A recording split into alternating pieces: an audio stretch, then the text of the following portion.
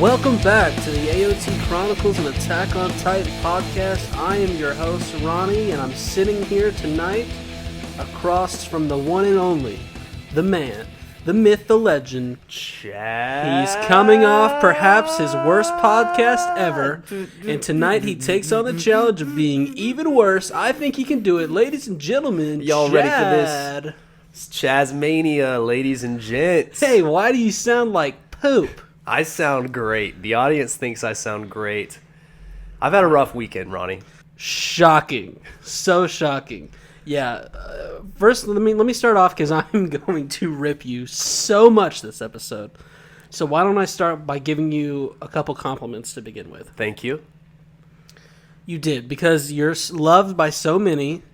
You were a groomsman this weekend at one of your buddy's weddings. Wasn't invited. Kind of weird. Well, you don't know the guy. And you went too hard. What did I tell you to do? I told you to not go too hard because we have a blooming podcast, and you said, yeah, I'll probably not go that hard. Then you went hard. Wait, did you say blooming or booming? It's blooming and booming. Okay. It's doing both. So now, I text you today to make sure that we're on for our normal time. You said, probably so. And I go, well, that's not what you want to hear when you're trying to lock down a time to record a podcast.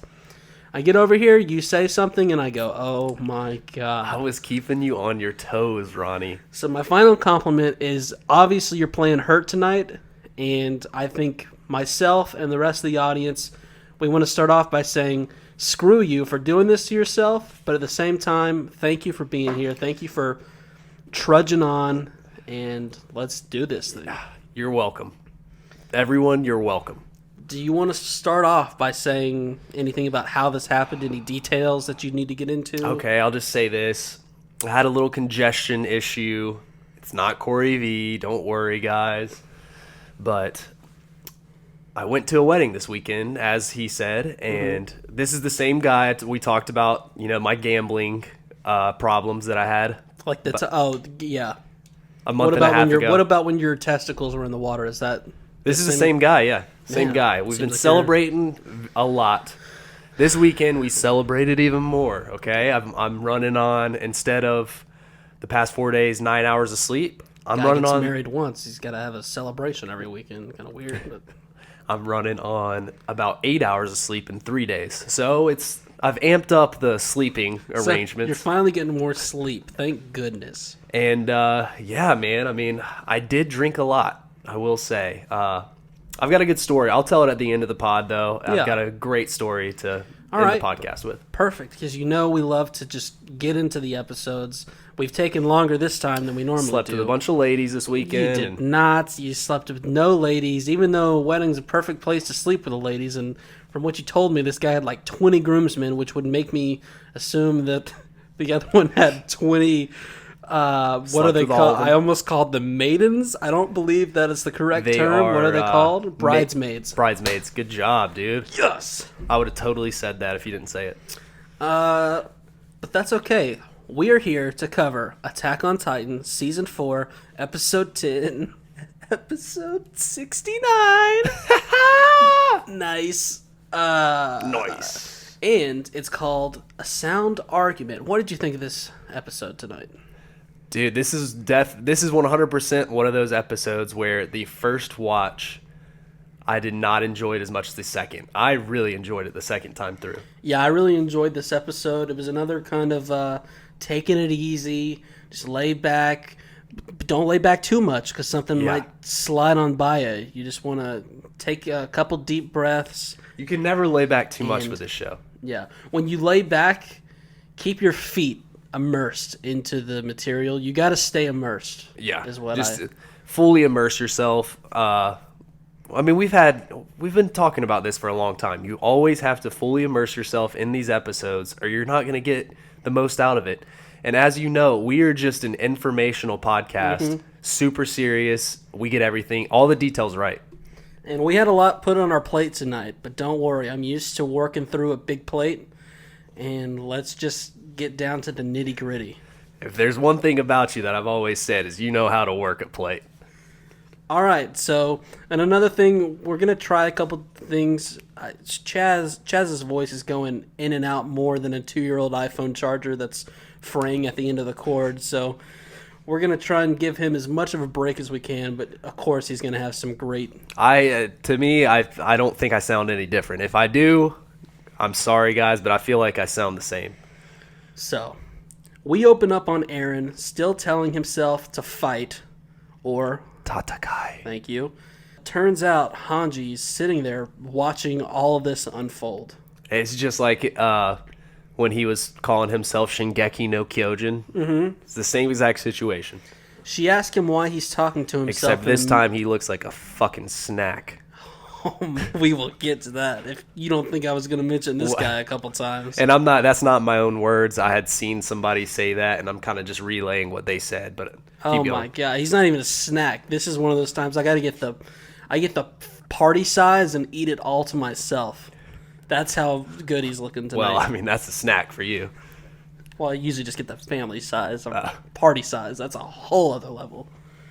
So she asked him why he's talking to himself in a mirror and who he's fighting. And spoiler alert, people, this is a lovely scene. Well, okay, Hanji, I think she kind of made a joke that he was trying to fight the mirror. I thought that was a good joke. Yeah, Aaron doesn't have anything to say, and Hanji tells him that normally people don't talk to themselves, including her. She claims to have never talked to herself in the mirror before. That's a lie. That's an upset if that's true. There's no way that's true. Hanji is the type of woman or man to just scream into the mirror talking to herself. Yeah, I don't know what she's going for here. Usually she keeps it pretty real. There's no way that she's not talked to herself in a... You ever talk to yourself in the mirror? I have, but I mean, I will say... whispering Tatakai in the mirror is a little weird. Right. Just staring at yourself in the mirror. Yeah, that might be on another level. And, right? okay, here's... I don't know if this is an Easter egg in the show, but she says it's... I don't know, you might not have gotten to this part yet, but she says it's almost like you're having two fights. Right. Yeah. So... That's a good thing to bring up, because... Which I think she kind of means... what do you think those... Obviously, the obvious fight. The obvious fight and then the fight within himself. Oh, poetic. Yep. Beautiful. Or he's fighting off the king himself, the founding titan, who's actually trying to control him. Whoa. So then she says something that we can all agree on. She says, I think your hair is cool. Well, hey, so do I. Listen, can we all agree right now that it's at this moment here that Aaron is at his most sexy? We've got the man bun. We've got the abs absolutely shredded. He's dripping with freezing cold water. His nipples could probably cut through glass at this point in time. I was going to say, like, his hair is just, my goodness. His hair, abs, his rear delts, his front delts, his lats, his side lats. Oh my, he's just dripping. His his triceps and his bis are cut up. Sorry, I started going a little too deep there. You're fine, bro. God damn. I mean, he looks about 6 feet tall right here. He's kind of towering over Hanji. Like, Jesus. what? Oh my God, he could manhandle her right now. I wonder how many inches he's grown. If you know what I mean. So, listen. She brings up the first time they met, the good old days. Don't you miss when times weren't simple, but we felt, looking back on them now, that they're a little more simple back then. Yeah, you just had one enemy, and it was the stupid Titans running around And she brings up how they talked about Titans all night long. She says that she honestly believed he'd never sacrifice Historia. And then we go into the opening credits as both of us gasp out of fear. Like, oh my gosh, we're like, he what? Already sacrificed her. How? Like, oh my, that felt like a bomb. I was legitimately scared. I guess I still am. What do you mean? Well, she's all right. We'll see. I think she's just meaning that he's changed. He might do it now. She doesn't know. So out of the credits, we go back to 2 years ago with a bunch of people standing on the Newport. Everyone's least favorite person, Yolani, is still hanging around and is thrilled to see Aaron. She says that she's honored to work with him, but Levi shuts that shit down real quick, saying that they won't be working together and that she's lucky to even see this man's face. Yeah, he's just jealous over her height. And pause, because if this wasn't 2 years ago, I would agree. You should have to pay to see Aaron in the state that he's in the present. But 2 years ago, he was still kind of looking like a bug. Like, I don't understand how he transformed himself in such a way. Well, but puberty is a magical thing, my friend. Amen. Although I've been through it a couple times, and I'm waiting for my Aaron glow up. It just hasn't come yet. But puberty is not a food. I think I'm going through another puberty any day now. So yeah, I think the third puberty you hit is around like 35. So watch out. I like Levi as Aaron's bodyguard here. I don't like how small they've portrayed Levi here. Well, he's not that small. He is definitely that small, Ronnie. No, me and him are the same height. I do not look this goofy in front of people. Aaron looks about 5'10" right here, which... Do you have a glove on? What? What? Why do you have a glove on? What are you talking about? Well, see, okay, I'm looking at you here. I noticed that you were still wearing those douchey glasses again. You were kind of feeling not so great. It's the lights. I wasn't going to say anything. You know, we've already done that show. Until you raised your hand just now, you have a glove on? What? Show me your other hand.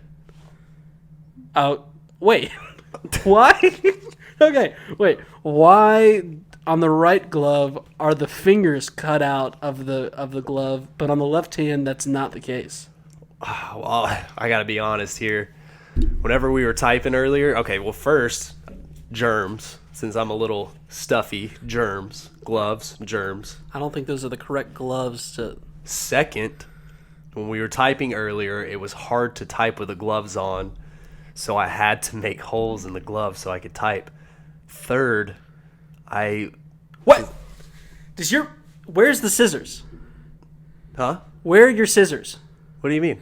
Dude, I saw hair in the sink in the bathroom a minute ago. I thought you had, trimmed up your dog. Where is your mom? Bro, don't Wait, did talk you about give the scissors to you? Oh, my God. No. I definitely locked him back up in the cabinet. You're no way. We can't stop now. I don't know where she's at, but... Oh, my God. She's got such... She doesn't have hair on her. You do realize she doesn't have hair on her head. That's got to be from somewhere else. Oh, my God. Okay, all right. We can't worry about this now. There is no telling how long it is down there. Dude, so I was going to say that my third point is I have to pick my nose, and I can't pick it without... I can't pick it through the glove. It's got to be my own fingers, if that makes sense. And I sound like dog shit right now. That makes a ton. I sound so bad. Well, according to you, you sounded normal earlier. Well, it's starting to get bad. Moving on. Quit picking your nose. Oh, right as I say that, you go in there. So get in there. Yelani, she's what is her real Yelena, right? That's it. No, dude, you don't know her real name. I'm Yelena. She's excited to welcome. Yelena? Yes. Oh, no.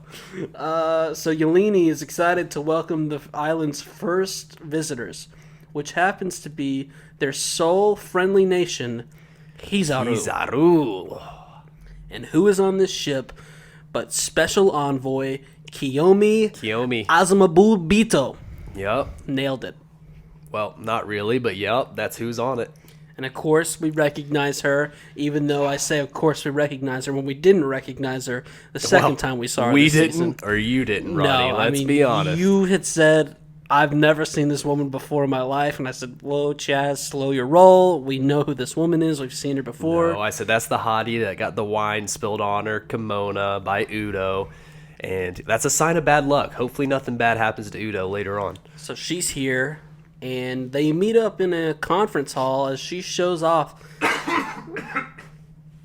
All right, and she shows off a family crest, which is made up of 3 swords overlapping each other. What do you think of this crest? I've seen it before. I can't remember where I've seen it. Probably like episode 5 or 6 it's of the show. Here's my take. Average crest. Okay. Yeah, It's not like the crests on Fate Stay. I'll give you that. So The magical crests. right. Fate Stay Night. The TV show. Now, if it was some crust, we could be. Anyway, so when Mikasa sees this crest, she has the same reaction that she might have if she saw Eren jump off a bridge. Like, she grabs her wrist, and Eren immediately tells her to show it to them, which I was not sure where he was going with that at a certain point in time. Mikasa says that her mother told her it was a secret, but Eren says you showed it to me when we were little, along with some other things that you definitely shouldn't show Kiyomi. But anyway. And Eren's like, and I did not want to see any of it. Yeah. You were my sister, you weird fuck. But he says, anyway, that first secret that you were talking about, yeah, that one, not the other stuff, that's meant for today. You need to show her. So, of course, Mikasa, she listens to Eren, unwraps her wrist. Her mom was like a freaking genie. She could see the future. Whoa. You might be the only one to have that take. Mikasa's mom is a genie. Yeah. So she unwraps her wrist, saying that, revealing the same crest, and she tells Kiyomi that it was passed down from her mother, and she is to pass it down to her child as well, because I guess giving little kids tattoos is cool. Let's talk about this, Ronnie. In episode 5 or 6, we see her mom bandaging up her wrist, but they didn't show the crest. Why did they not show the crest in that episode? This was like so hidden. All they had to do was just show it that episode on her wrist, and then showed like the bandages going around it, and this would have been really cool, I thought. Yeah, because it's just, I guess I see what you're saying. It takes away from a little bit. It would have been a cool moment if when she showed the crest, even though Mikasa's getting ready to show it right now, we had that moment as viewers being like, oh, shit. But we didn't have that. I was actually pretty confused at this part and was kind of like, where are we going here? What's going on? But then I felt better later on. Will you get a tattoo, finally, you coward? Dude, I want one so bad. Yeah, that's what you say every time, and then you never get one. If Eren keeps looking like this, I might just get him tatted on me so I could look at it all the time. So, Kiyomi is absolutely thrilled by what Mikasa's got here as she goes and holds her wrist. And we launch back into a story from over a century ago. Oh, where have we heard this before? Yeah. Everything's over a century ago. Can't it ever be, I don't know, 200 years? Can we be more specific? Yes, 200 years is over a century ago. It's, covered in the veil of the term over a century ago. But we got to be a little bit more specific, people. So anyway, they're going to tell us this story in artwork that you saw in your 6th grade history textbook. Yes. And the outfits were just as stupid as the artwork in the 6th grade history textbook. Whoever illustrates those books, they were like, hey, can you do some work for us on this TV show? Fuck, what is it called? What are those textbooks called? I tried to name drop it. I couldn't do it. How are we drawing a blank right now? I couldn't do it. Well, because you did very poorly in school, and I was so smart that I just rarely even opened it. Not poorly. I mean, I passed. I didn't fail. Is that poorly? Passing? Yeah. After your dad, before he left, he kind of went and had some words until he finally had enough, and haven't seen him since. Also, I just pulled the tard card, as I like to call it, where you just blame your problems on that. Is that why you were in that class? I don't want to talk about it. So, what? Keep going about Kiyomi. This Kiyomi. So she's telling this story. The Shogun, how do you say their last name? Azumabito. Yeah. Their family descended from a certain Shogun. Shonen? A certain shonen. No. I know what shonen means. That's not correct. No, you don't. Yes, I do. You're not an anime fan? Yes, it's the hero-based storyline. Okay, whatever. That's close enough. Is that pretty good? It's close enough. Yes. God. This guy doesn't know anime. Isn't that crazy? This is the only anime you've ever seen? It's not true. It's not true at all. Quit trying to... We've got an episode to cover. Sorry. The Shogun, the Azumabitos descended from, had a son who was on friendly terms with King Fritz, and after the Great Titan War, Hizuru was defeated and in disarray. Yep. You with me so far? Oh, I'm with you. All right. A child of the shogunate was left behind on the island. She tells me, Mikasa, that she's the lost descendant of our nation's ruler. She is the hope of Hizuru. Yep. So, Which of course... To me, as soon as I saw this, I was like, oh, that's a load of horse shit. This is where I'm like, okay, what are they trying to go Yeah. for here? Are they trying to just pawn this off on me right here at the end of this series? Because I'm not having it. And we'll wait to talk about that a little bit later on. But we started thinking about this. I guess this is just perhaps like the kid they're talking about is Mikasa's grandparents or great-grandparents. And anyways, she is one of the last descendants of that was left on the island.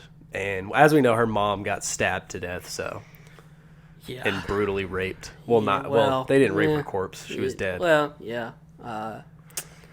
Yeah. Or did they rape her dad? I can't remember. They might have raped the dad. Okay. We cut to some members of the garrison chattering about the happenings outside of just this conference. Okay. Just outside this room where they're always talking. I don't know what this room's called. And they talk back and forth. One says we should ask Yelena. Did I get it? What is it? Is that Yelena? Or no, Yelena. It's not Yelena. Yelena. Yeah. So keep going on about Yelena. Stupid name. So Yolani, they ask if they should get her involved, but honestly, let's be honest. Let's be honest. What a stupid way to say that. I was gonna let it slide, but I could. Nothing that these guys say matters. No, it's never mattered. And you know why? Because why would we listen to these guys when we've got Dot Pixies in the room, and that's who I want to listen to. I don't know about you. Yeah. .com. So, yes, your very clever nickname that you came up with. Came up with that on my own. He says the sea has... That was also the episode where you were just on fire. I asked you, what would you do if you were a man and your name was Dot, and your response was, yeah. Oh, yeah. Killed it last episode. You were great last week. So he says the sea has joined us to the world, but we're still just a child learning to walk. So we get to Chaz's quote of the day right here. That line or something else? This line right here. Yeah, you just said it. It's beautiful. Beautiful. Absolutely stunning. I would have said it, but I let you say it because I sound like dog shit right now. Well, I would like for you to say it. Okay, let me find it in my notes. Quote of the week. All right, Chaz's... All right, right here. Chad's quote of the day. The sea has joined us to the world, but we're still just a child learning how to walk. Beautiful. So... It seems like he found that on like a .com website or something. God, I'm killing the .com jokes. Everyone loves it. Yeah, everyone's going crazy. Okay, another thing about Chad. I really appreciate everyone either not knowing or just completely shitting on Sweet Tarts as a candy. I felt very justified going that was a rough one. Going after you last week about whoever hates you enough to buy that filthy candy is. So... I was surprised at how many people just didn't even know what it was. Yeah, I mean... Maybe if you're that not just shows our audience they didn't grow up properly. Like, they didn't have a childhood like I did with great parents, a great mom, and stale, chalky candy. Yeah. Maybe that's why I sound like this, is because of the Sweet Tarts. I did not see a single person say, hey, love Sweet Tarts. Definitely a top 3 candy. I don't think anyone said they even liked it. I mean, what the fuck? I think we had a bunch of people from America who didn't know what it was. Like, if you were overseas somewhere and you'd never heard of Sweet Tarts, completely understandable. Well, it's a Willy the Wonka product. It is a Willy the Wonka product, and people still didn't know what it is. But no. Pretty sure that was like one of the gumdrop, or one of the seven, not one of the 7 dwarfs. What do you call those? I guess they're Wonkas. There was one of the Wonkas that Willy... Are you talking about Oompa Loompas? Did you stumble through that and then in the end decide, oh, wait, I figured it out. It's just one of the Wonkas. One of the Wonka's minions, Oompa the Loompas, is what I was going at. My cousin actually was one of the Oompa the Loompas. Did I ever tell you? By your cousin, do you mean yourself? No. There's no way they would ever cast me for that. I'm way too tall and handsome. So, I don't even know if we're talking about Attack on Titan. Pixie says, you know what we should do? We should sit quietly and listen to what they have to say. So, Historia, she walks up to Mikasa, and I guess we finally get to hear from our queen. And it's probably going to be about some pretty heavy stuff, I would imagine. And so she says, hey, I heard you like Eren. Is that true? She's so cute when she says this stuff. I mean, she doesn't actually say that because everyone already knows that Mikasa likes Eren. But what she says might as well have been that because she just says, why'd you only show Eren that symbol? And Mikasa, she just looks kind of uncomfortable. She doesn't want to be in this conversation. And Historia goes on to say, you've never taken that wrist wrap off for anyone. I like how we would be thinking about this conversation if she hadn't have said wrist. Yeah. You've never taken that off for anyone. Ooh. I mean, I was catching some vibes between Mikasa and Historia right here. Until we had some, the scene that's about to happen. Let's be fair. I don't think Historia can be like her happy, giddy self around anyone without her having chemistry with the other person. Is that fair to say? She's a hoe. Whoa, Yeah, that's what you no. were getting at. That's kind of where you were going. I see where you're going with it. You were trying to... No. You said it in a nice way, but yeah, she's a hoe. She's a lovely young woman who I would describe as a ray of sunshine. Yep. Who is a hoe. Okay. All right. I mean... We got to move on. Think about what you said. She goes around, has chemistry with everyone. No. Not the class either. We're talking about, like, stuff between each other, and then... No. Okay. Well... And so... It'd be a shame if she was pregnant. That would kind of prove my theory, but keep going. And the funniest shot of the episode, Eren slides in to the scene. He doesn't walk up. Yeah. Go back and watch. He literally side shuffles. We might have to put that on Twitter. No one ever... this isn't how people enter conversations. It's literally like he's sliding in Historia's DMs right here. Because he just noticed how happy Historia seems, and I love to see her happy. She says it's because she's so excited that Mikasa's life seemed to get even harder, because now they both have this heavy burden to bear. She's glad she's not alone. She's just so great to hear that. She's like, me and Ymir used to bond over how hard our lives were. It's great having you around. She gets all happy and joyful, but it's always caused because someone's just struggling. Yeah.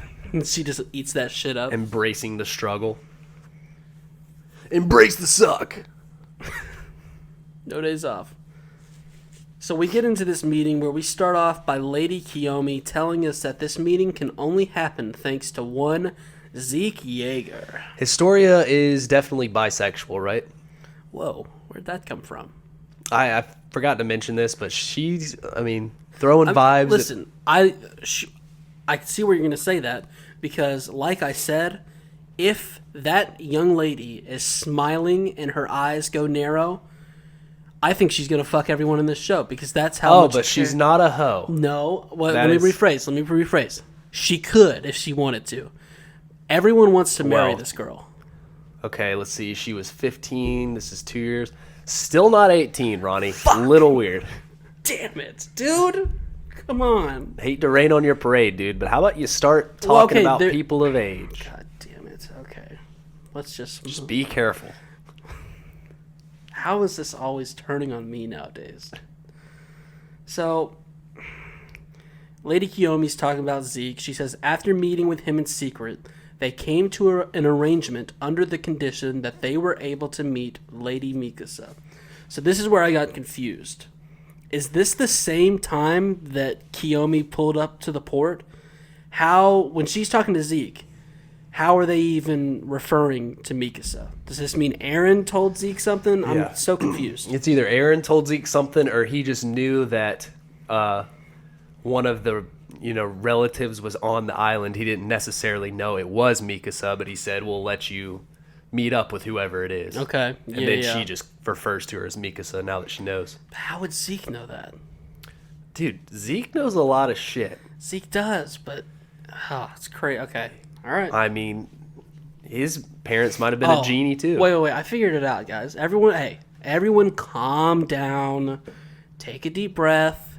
There's a very simple, clear explanation. Oh, God. You said take a deep breath. Simple, clear explanation. Paths. Yes. Okay. You're right. God, how did we not get that? Everyone chill out. All right. So we cut to this said secret meeting, and you can tell it's a secret meeting. How can you tell it's a secret meeting? I'll give you a chance here. They're in a room talking kind of quietly. Nope, you're an idiot. Because we have a fire going on inside of a barrel. That's how you know. Oh yeah. There's only two places that you'll see a barrel fire going. That's it's a in an cult. alley, Cult. homeless people, or if there's a secret meeting. Or like a cult meeting. Well, I think a cult meeting Is a secret meeting. Could be a Yeah. secret meeting. You're right. So Zeke shows her the ODM gear that he stole back in season 2. Well, shit, this is a cult meeting. It's got Zeke. Zeke owns a cult. That guy's the head of a cult. I loved seeing this stuff come back into play. Yes. I'd It kind was of- about fucking time. I kind of theorized about it a couple Yeah. episodes ago, and to see it. I kind of theorized the show would end with Zeke just ODMing away. Yeah, that's victory. Well, that's fair too. I kind of expected it to be more fun when I saw this ODM gear come back into play. Not to, Like Zeke just comes ODMing out of nowhere and just slices Levi's head off. didn't really want him to hand it to an elderly woman. Yeah. Woman, not women. That's the plural. It's just one woman. But I did like. So her reaction basically says that she knows what this is, which was surprise Zeke. But I Because guess that's because she's been friendly with King Fritz. She knew about that stuff maybe, existed. Yeah. He just is confused since it's top secret in Marley. Like, I guess Marleyans don't really know about this stuff. Well, or is he saying... They know about it now after they got their shit fucked up. Well, is he saying it's top secret in Marley, saying like only the top people know about it? Right? Yeah, I would have... Is that just because they somehow have sent people over to just examine what's going on?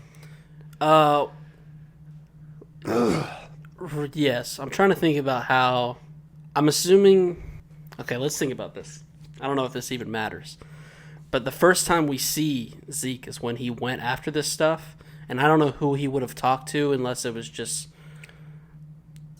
I don't know how he would have known about them having this gear. Zekery? Yeah, Well, yeah, because when he first saw it, it was like a surprise to him. When he took it off Mike. Okay, so he Yeah. didn't... Okay, So he because didn't he know. was unsure about what all Yeah. it did and stuff. That makes sense. So he gives it over and says that it needs a special fuel to work.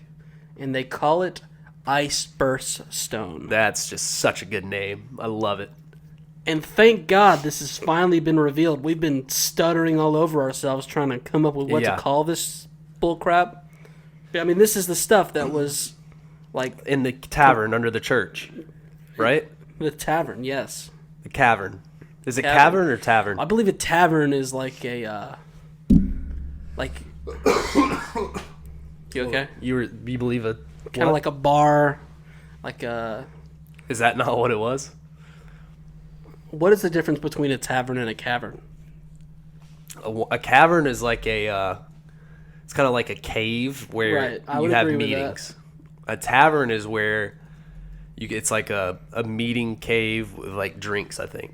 Yes, okay. I sound so fucking good, dude. I'm to the bottom of it. I slept with so many women this weekend. This I was fighting you on last week when you said last week was a bad podcast. What we're in the middle of now, it's a bad podcast. No, I think we're covering some of the most essential shit.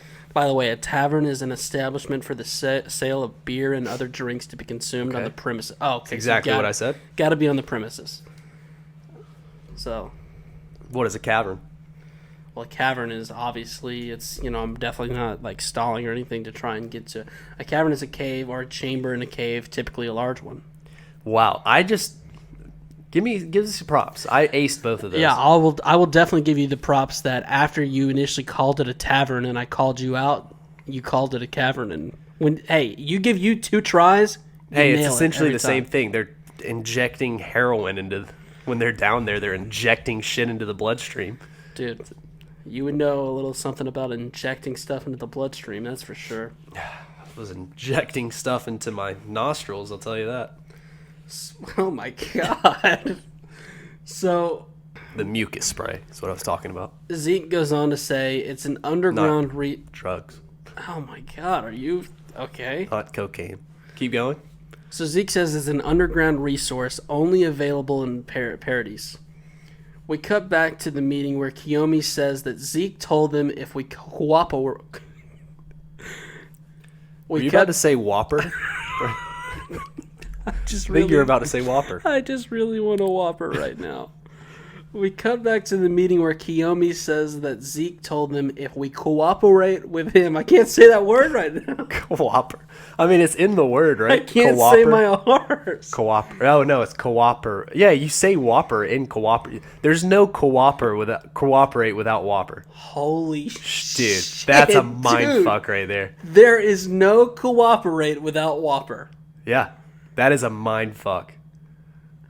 Because there's no WH in cooperate. But you say it. But you say Whopper.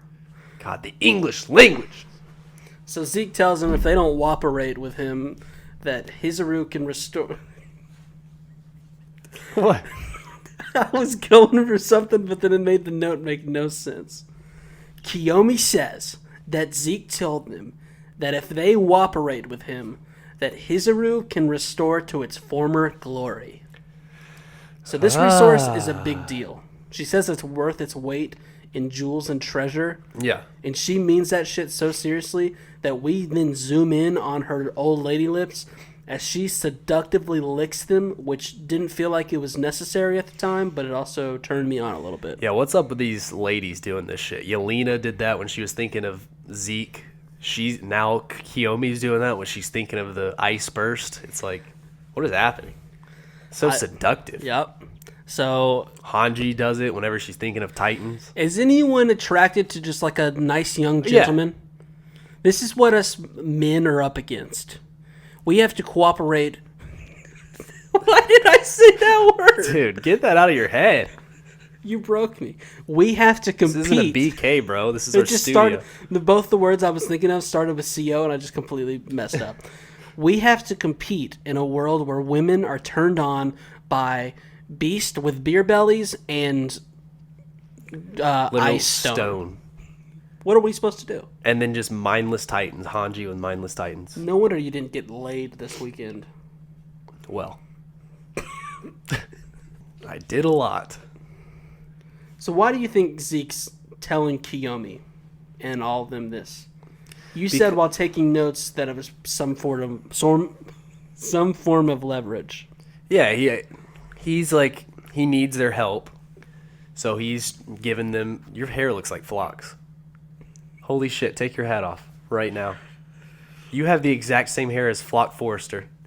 The goat himself, Flock Forrester. I'm not even kidding. If your hair was black, not Jesus Christ.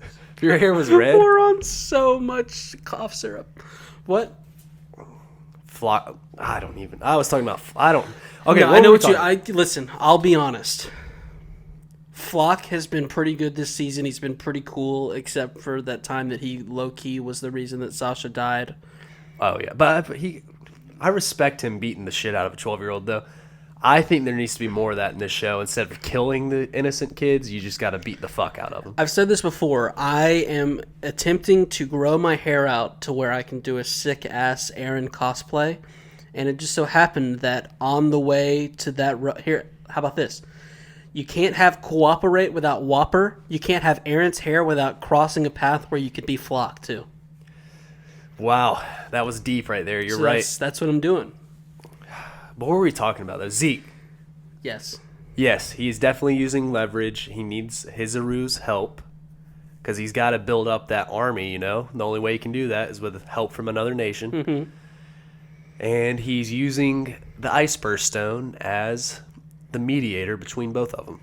More on this in a second. Let me do a couple more notes, and then we've got to talk about this Zeke guy. So, Mikasa, she sees what's going on and realizes she's being used as pretext. Yeah. Now, listen, for you dummies at home who don't really understand what pretext, Dummies. definitely not me. Idiots. I just could tell that some of the people listening weren't going to know what pretext was. So I went and found the definition just so I could express it clearly. Obviously, I already knew what it meant. And the definition is a reason given in justification of a course of action that is not the real reason. Yeah, because what is this bullshit excuse of why So- they want to meet Mikasa so bad? Mm-hmm. What is it? Why would they even want to? Yeah, and that's what she's realizing. She's Yeah. like, oh, damn. So let's keep going. Hanji sees right through this as well because Yelena, did I get it right that time? Yeah, Yelena, yeah. Said the talks would go well since the Azumabitos are money grubbers. Okay. And this is when the second time through we paused it, we're looking at each other, and we go, okay, how badass is Zeke? And also, how dope are our characters? They're so smart. They are 5 steps ahead of this Lady Kiyomi bitch. Well, hey, Hanji learned from the best. The GOAT himself, Commander Erwin Smith. Because my point is, Zeke, he's getting them to come over here saying, oh, you can have all the treasure. We'll make it to where you guys monopolize this ice stone. But who is, like, top tier in his cult? Yelena. Yep. And she's straight up telling people of Paradise, hey, listen, they just want to get their hands on money so badly that whatever they got to do, that meeting's going to go fine. Don't even worry about it. Yep. So Hanji's onto this bullshit. Mikasa's already like, they're not here for me. Listen to the way this woman, look at the way this woman's licking her lips talking about this ice stuff. Yeah. And then if that's not enough, we go into Pixies, who's thinking how they wouldn't come here unless money is involved. Because money makes the world go round, ladies and gents. And he needs some money, too, to fix his face and head because he looks like an egg. He looks so bad. He does not look good, dude. What has he been doing? He's been smoking He cigs. did not used to look this bad. Yeah. They brought back cigs from Marley, and he has just been chain smoking and drinking alcohol this entire time. His He was like me last night. His head's getting smaller and smaller. Yeah. Poor guy. Why do you... Wait, what is that? What are you, dude? Huh? Okay. What I'm getting ready to I'm a little ask shaky. What I'm getting ready to ask you, no one is expecting to hear. Why do you have a cane? Why do you have a carved wooden cane? I'm not going to lie to you. I thought you might ask about this. Just didn't know if you... I mean, I've had it this entire time and you haven't said anything. Because why would I notice a cane until you kick it up like you just did? What? All right. It's a long story, but... Basically, do you hear how I sound right now? Sometimes I start getting dizzy. It's definitely not a drug. Withdrawal symptom. I start to fall over. I need this cane for my protection to stay up where I can talk during this pod. I am doing... call me a podcasting warrior. I'm fighting through so much right now just to get through this episode, and it's for you guys. You have a minor cold that came from you being completely irresponsible and putting who knows what kind of stuff into your body. Well, it was going away until I started downing tequila, vodka, whiskey, Trulies. I liked how... Is that a drink? Like, It might have been. Hey, man, give me a little tequila vodka. They're like, what? It's 1 part tequila, 1 part vodka. It was an open bar, my guy, so it was free game on anything. And, dude, I was talking to so many chicks. How'd that go? And by chicks, maybe a lot of guys. I mean, I was It went so well that they kind of just the bartenders just said go away. I don't know if that means something good or All right. they hated me. I fucking hate you my just life. talked for 2 minutes. I still don't know why you have a cane. So Historia, she speaks up and asks what exactly this arrangement with Zeke is. And Kiyomi says Zeke has a secret plan, and to achieve it, Hizaru's a cooperation. Jesus Christ. Dude. Corporation. I can't say that word. He's a ruse? Cooperation. You said he's a ruse. Yes. How do I say Hizaru's and Amamabito? I don't know how to say these words. Oh, Hizaru's. That's not bad. It's Hizaru. Yeah, I think. I thought you said it. I thought you were meaning like he arose. No, like, because they need. He's a ruse. Yeah, they're Hizaru, but they need Hizaru's cooperation. Okay. So here are 3 points to protect Paradise without the rumbling. Number 1. This is kind of important, guys. Let's listen closely. Number 1. They gotta test the rumbling in like a smaller form. Smaller fraction. Just show its true power. Yep, show the world its devastation. So just send out like 2 of them out of the 10 million. The second one, I hate that this is the second one. We still need that bitch Hizaru's cooperation. I did it, nailed it. Yes. Because Paradise's military must be strengthened until the rumbling isn't necessary. Yep. Number 3. The founding titan and a titan with royal blood must be passed down. Zeke will pass on the beast titan to someone with royal blood. So Zeke is just taking after his baby brother Aaron with this 3-step plan. Mm-hmm. Because he also says, under their 13-year terms, they must bear as many kids as possible. They got to be shooting these things out. I was instantly thinking, that means Zeke needs to start porking anything in sight right now. He needs to just start churning them out. I mean, he's the one with the dick. Well, probably not anything in sight because they're going for a certain goal here. Well, I mean, like, just they should drag up at least 20 chicks and just let him, 2 a night and see which egg accepts the seed. And I would imagine, dude, as well as Grisha was planting the seed, that Zeke could probably plant a seed pretty well. Okay, there's one flaw I found in your plan here. You said bring up 20 women, and then you said, this is exactly what you said. You said bring up 20 women, and then, 2 a night. What are the other 18 women doing? They're waiting for their turn, dude. They're churning them eggs. So you're telling me you're going to send up 20 women in one night, and then 2 of them have to wait 10 days for their turn? What are they going to do? I mean, shit, they're just going to watch? I don't know. Does he have like a game room they can wait in, or they could just bring him to the forest of giant trees. They could sightseeing. They could. Did you ever, in like waiting rooms, so I went to this dentist one time, and they had video games. They had a spot where you could go in and play video games while you waited.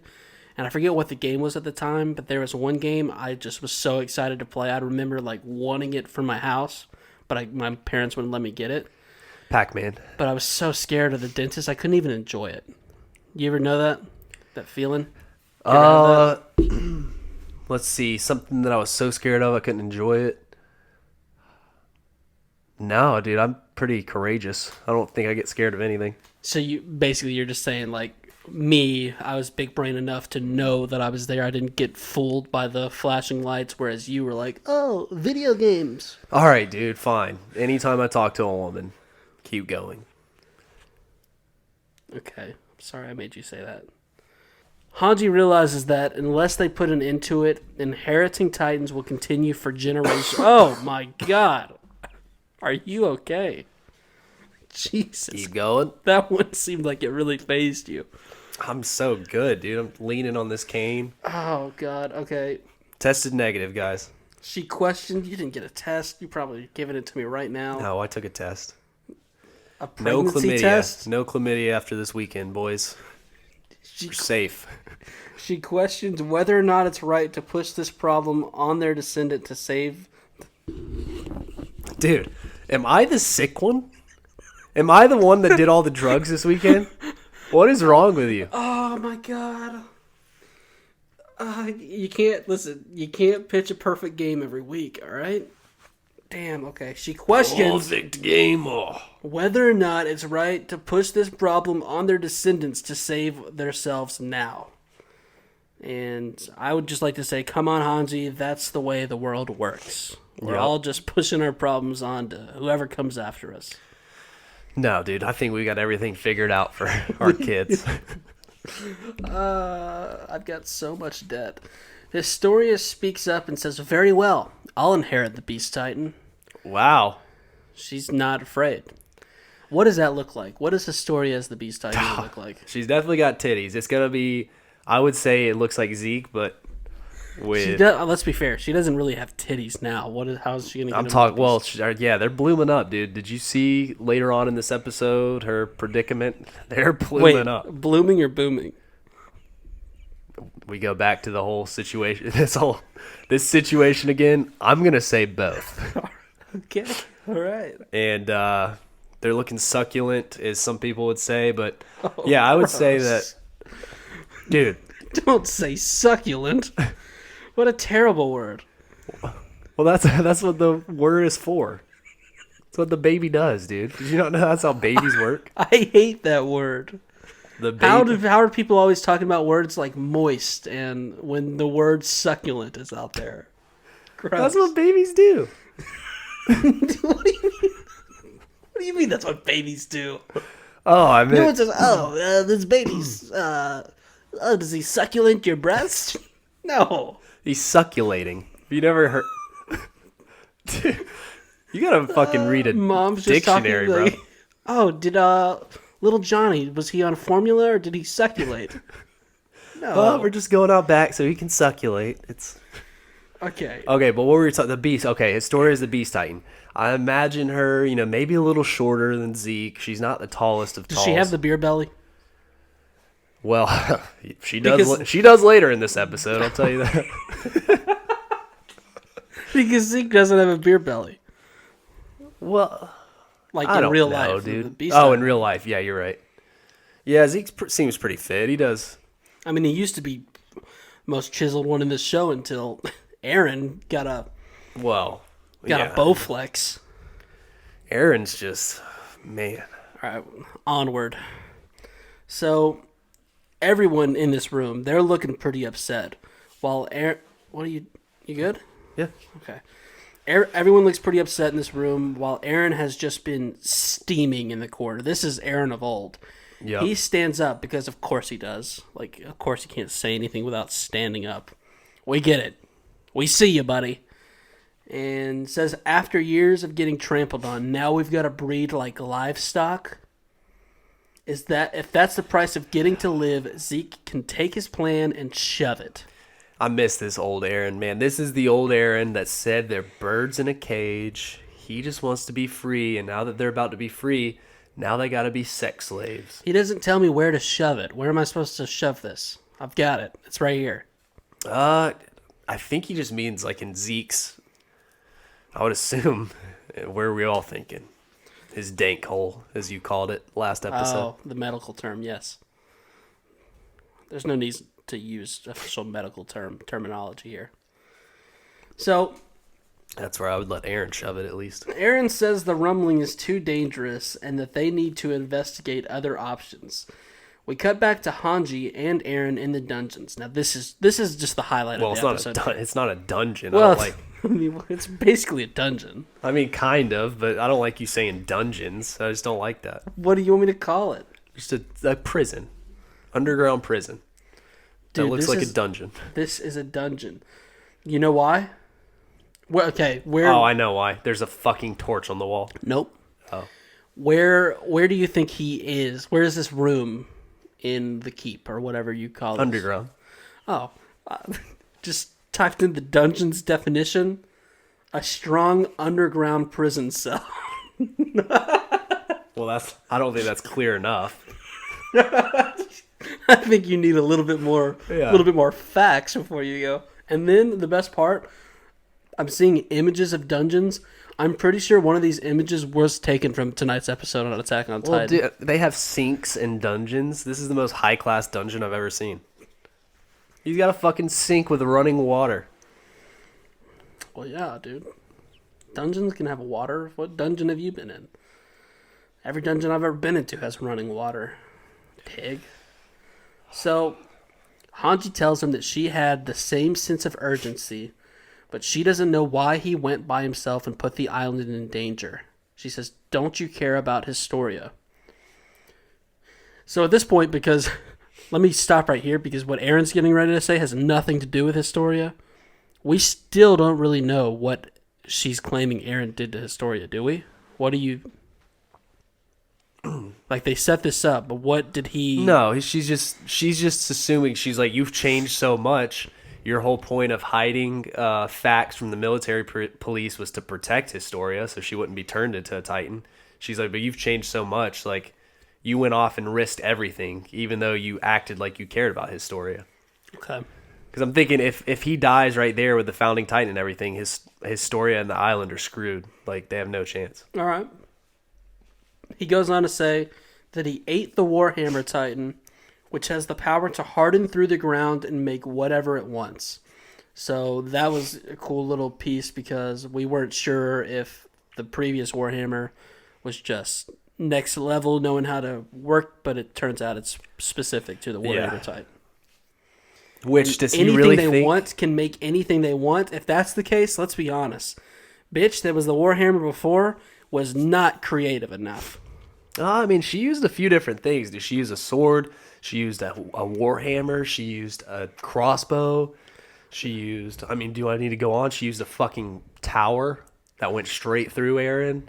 She used... I mean, I could just keep going for days. I'm just saying, like, she could have made a couch. How cool would that have been yeah. if she had, like... She used spikes out of the ground. She like, used... how Holy dope would it have fuck, been? how many things do I have to name? She sent a big spike up through his stomach, then she made a couch and just sat on it looking at him. How badass would that have been? I'm just saying, she or wasn't... a whip. She could have been so creative. How deadly would a whip been? A hardened whip? You could just whip through anything. Well, it wouldn't really... Yeah, think of how a whip works. Yeah, I am thinking about how a whip works. It wouldn't work. Yes, it would. Oh, really? He said to make anything. Yeah, in a hardened version. Yeah, and a whip would work. No, it wouldn't. He said anything. If I gave you a huge block of ice, okay? Yeah. You could... Well, is it ice burst stone? Sure. Okay. In this scenario, yes. So it can make... You could carve out everything that you just named. You could carve out a bow and arrow. You could carve out... But did she make a bow and arrow? Yeah. And she shot an arrow. Yep, and then that's when Mikasa picked him up and flew off. She pulled a string back. Yes. It was when he goes, Mikasa, the fighting's not over. And she looks up, and the thing's getting up. It instantly makes a crossbow, shoots the crossbow at him, and then Mikasa flies off with Aaron. I kind of remember that. Do you not watch this show, Ronnie? What show are we talking about? Keep going. She could have made a Fine, whip. she can make a whip. He Thank can you. make a whip. More whips in the show, please. Yeah. I mean, I'd let him use a whip on me. Hanji. I wasn't talking about Aaron. Somebody said that. Somebody else said that about Aaron. It's not me. He goes on to say that, in other words, there is no prison that can hold him. He has the founding Titan, so they can't kill him. They can't kill Zeke either, even if they threaten to. So, Hanji, he asked, what is it you can actually do? Whoa. Dude, he was trying her life right here. This is your girl. How are you feeling? I mean, especially, let me get to this part. This is tough, man. When he grabs Hanji by the shirt and says, tell me, Hanji, if you've got something up your sleeve, let's hear it. Right here, I couldn't tell who's luckier, Aaron or Hanji. Yeah, because Homeboy edges himself onto Titan form. What control? Because he doesn't transform at all, but you can see him edging on that. I've never been able to edge like that. Once I get to a certain point, there is just no turning back.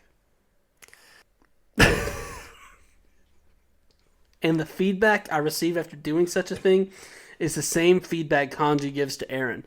She says, you perv. Still in a rebellious phase? You moron. Idiot. And then they always leave. Oh, dude. Yeah, Hanji right here. I do agree. They always leave with you. That is 100% accurate. But Hanji right here, she's trying to keep her cool saying that, but I think she was actually scared shitless. How could you not be? I mean, Aaron is pretty terrifying now. Aaron was, whew. I mean, everything he said is so true. He's literally just sitting in this dungeon. It's a dungeon, by the way. Either because that's what him and Zeke agreed on, like he's waiting on something, or he truly cares about them and he's just like letting it play out for now because he knows at this point in time nothing needs to happen. Yeah. Because he could get out of this, like...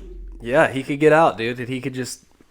I don't know, man. Maybe I'm thinking Hanji was like enjoying the sights of Aaron and was taking it for granted, if that makes sense. I agree. So Hanji collects herself away from Aaron and she talks to Erwin in the great beyond. She says, "You only made one mistake in his lifetime, and that was making her commander." Yeah, see, this is where I was like, fuck you, Aaron, for this. Don't make her feel that way. Now you're making her feel guilty. Like, no one can take up the GOAT spot. As much as I love Hanji, I'm sorry, you can't. But the way that Aaron made her feel, like, this is where I'm like, all right, Aaron's kind of a douche. And that's why I'd let him do things. So the sunset, So the sun sets on an old country plantation. Hey, by the way, people call this guy Chad Aaron. No one calls him that. No, everyone calls him that. No. They call him Chad Aaron not only because he's acting like a Chad, but I think it's a reference to the podcast Chronicles because I look exactly like Aaron. Right now, you look like a patient that needs to be hooked up to about 100 different machines, keeping them alive, is what you look like right now. You look like shit. And you're still holding that cane for some reason. Are you talking about my mom or? No. Your mom, other than maybe having a weird haircut in places that haircuts typically aren't done, I think she's fine. I hope, anyway. Moving on. So, the sun sets on an old country plantation when we cut and see a significantly pregnant Historia and a farmer man telling her that she needs to come inside and take care of her body. Historia has had sex. Congrats on the sex. That's what I said. No, I don't know if I'm going to congratulate her. We talked about her being a hoe earlier. This just confirms you're the just whole mad situation. There's no one to congratulate you because you didn't have... What? I'm not... Keep going. I had a lot of it this weekend, Ronnie. All right. You had a lot of what's called liquid sex.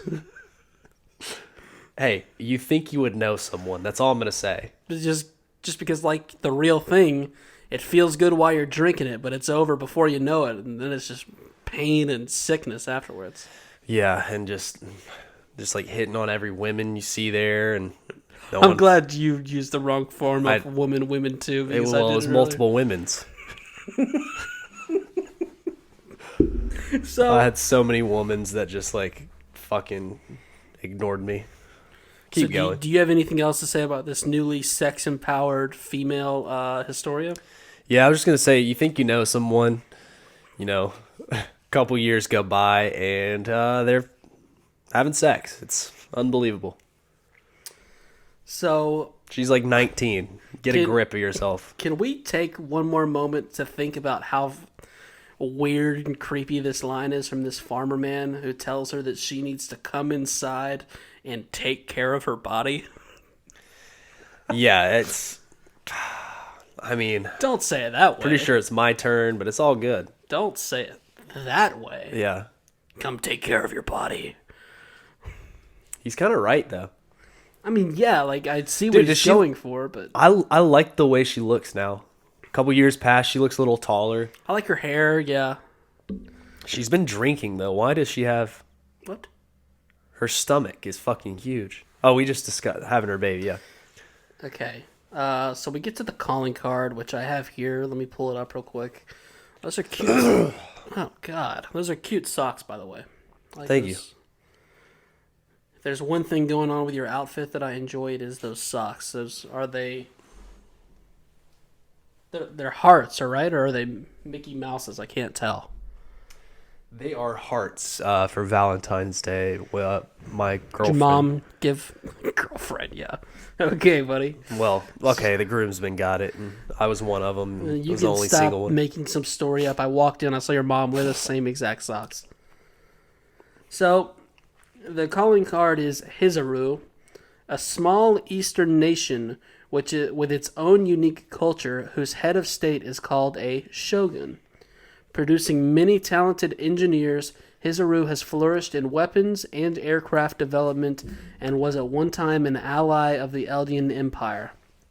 The crest of the shogunate depicts 3 single-edged swords in its design. Yeah.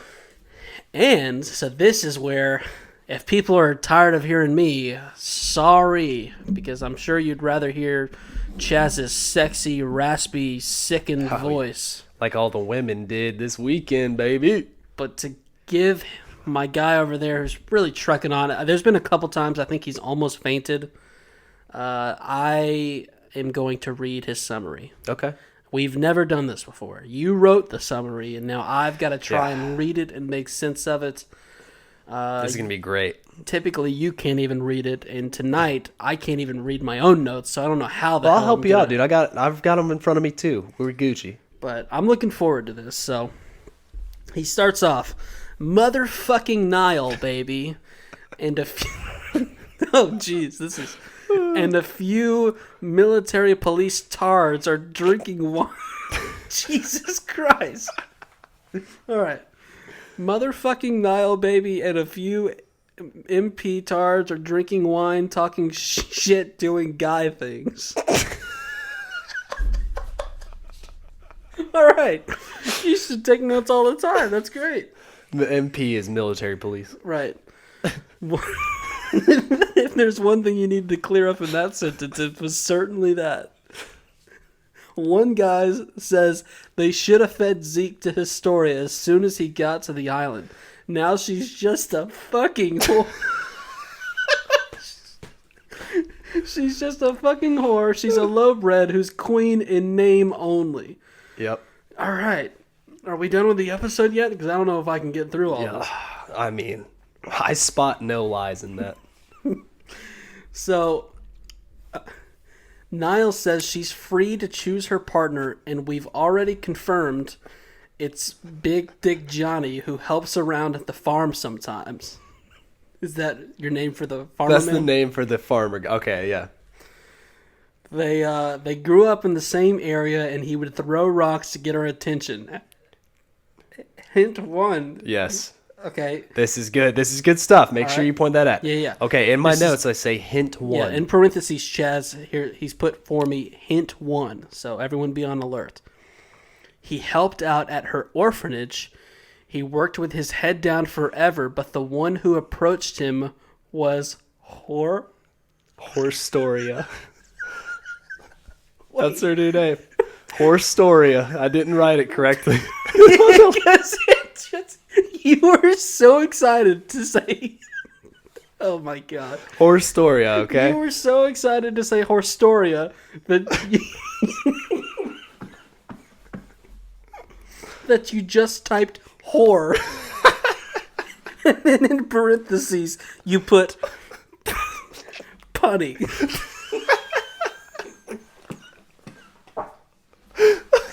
Oh my god. All right. See, that's the thing. I might write some nonsense sometimes, but I know how to decipher it. Okay. Big Nose Loud Guy said, why did she decide to do that? If she's pregnant, they won't turn her into a Titan, but Yelena Jokic was a part of this nonsense. That woman is nuts. In parentheses, Chad put every woman ever. Okay, no lies. If she's pregnant, Zeke lives Another day, sorry. It's another day. I thought you were going for another joke. Were you? I wasn't, but that works out perfect. In the notes, it says,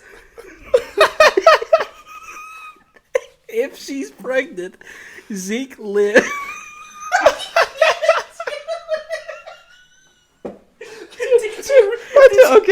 I did it on purpose, and I should have wrote. I meant to write punny in parentheses. God, I was killing it. That one. I can't do it. All right.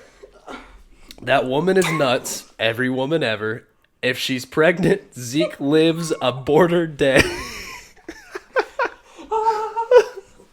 God, it was so good, dude. And I didn't write punny, but it's all right. That one's great. Okay.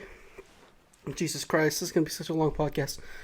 Where are we at right now? How long has it been? I can't even see it because I got both screens pulled up with notes. It's all right. Niall says something might happen to the baby, and even worse, Horstoria. Giving birth is risky enough. Yep. So good points. Yeah, those are good points. He's a dickhead, but he's making good points. Loudmouth. Or not Niall, sorry. The other guy. Loudmouth asks for another bottle to a Marleyan slave, and as he goes to grab it, the boogeyman himself, Chef Nicolo, hands him a bottle that is more than likely poison. And I picked up on the same thing. Nicolo was acting weird. Well, it wasn't even just Nicolo. It was the music, the ominous music. They made him seem like he was a terrible guy. How about this, though? It's weird how, obviously, Marleyans are bad. These ones don't seem that bad, and they're treating them like pieces of shit. They're literally slaves. They're literally doing the exact same thing that Marleyans are doing to Eldians over there. It's crazy. It's crazy. So now let me go over to my notes real quick. So the red wine was flowing in this little meeting. Do you like wine? Well, okay. Well, let me clarify. Of course you do. Do you like wine when you're not mixing it with your mother's prescription medication? No, No, you don't like it at all? I mean, I'll drink it, but if there's anything else, I'd rather drink that. All right. And obviously, Historia with this farmhand. Ladies love a farmhand. If they can plow the fields, they can plow her fields, if you know what I'm saying. This guy also asked about who cares about their love story. I'll tell you who. Ronnie and Chad. Ronnie and Chad do. Big nose guy. That's who. Yeah. We're both. I've always said this. We're both romantics and would love to hear every single detail about how Historia got plowed. And trust me, dude, I've had some romantic moments this weekend. What do you think the point of this discussion was? To let us know that this is a sack of shit lie. Okay. I think that was the whole point of it, right? The sack of shit being... The story about the farm boy. Okay, so you don't buy into No, I'm not buying that. Okay. A random farm boy impregnates Horstoria. Yeah, she probably fucks around with a lot of dudes, but she's not going to let her egg attach on to that swimmer unless it's from a good cedar, if you know what I mean. Oh, yeah. Mr. Oh, wait for it. Ooh, I was about to say it, but I'm not going to. Don't want to dip into the feedback quite yet. So we go to the 104th building a railroad. Jean says to Connie that it's Aaron's fault they have to do it because we can develop the island in our muscles at the same time. My ass. Yep. I also like this too. I was like, seriously? I like how it's just the 6 of them building an entire railroad system. Like, where is everyone else? Where is everyone? Which Aaron's got a good point. They do need to strengthen up. They got to keep going. And then he said in here that's why Aaron looks like a whole ass snack. Okay, that's what you said. Ronnie said this. It wasn't in my notes. That's not even funny, dude. So Connie says they gotta wait. Jean hopes that they can be mediator to the world, and as they keep bitching, Mikasa walks by carrying 4 steel beams, and I think it was even more than 4. It might have been 4. That are only able to be picked up by cranes. Like, this was hilarious. I'm not even kidding. I've never seen these things picked up other than by a crane. I loved this detail so much. Just them talking, and then you can't even see her yet. You just see equipment coming in, and then you're like, oh, Mikasa's carrying steel beams. That's a strong, independent woman right there. So, just about that time, Hanji comes riding up with her sexy voice saying, "Oi! Levi says y'all are growing so damn big." Wait. That was just his note. Hanji just comes up with her sexy voice saying, "Oi," and then he says, Levi makes a comment. Yeah. About how they're growing so damn big, And he says, hey, you're just the height of Ronnie. I mean, yeah, it's hard to say someone's growing so damn big when you're just that damn small. All right, but here's my thing. Do you think Levi even practices his skills? Yeah. Or is he just like an all-star player that has lost the love for the game but can still go out every night and dominate? I think it's a little bit of both. He doesn't have to fucking build a railroad to strengthen up, you know? But he's so small. Like, I'm the first one to say strength is not his play. Like, that's not what makes him special. But he is strong because he's an Ackerman. He's got that weak man strength. Or that little man strength. He's got basically like, yes, I'm kind of small. People are like, wow, that guy's probably not that strong.